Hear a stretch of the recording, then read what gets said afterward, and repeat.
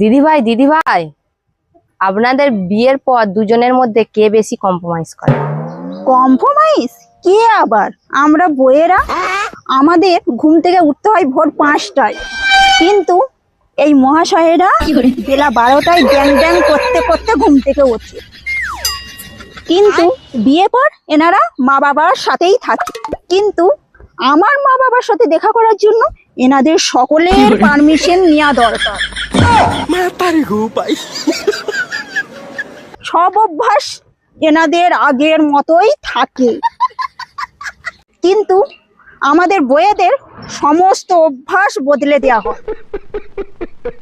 কিন্তু এই মহাশয়রা এত কিছু করার পরেও বলবে যে আমাদের জন্য কি করেছো। এবার এনাদেরকে কে বোঝাবে? পশু থেকে মানুষ আমরা করেছি, জোনো থেকে স্মার্ট আমরা করেছি। যাদেরকে রাস্তার কুকুররা পাত্তাই দিত না তাদেরকে সম্মানীয় আমরা করেছি।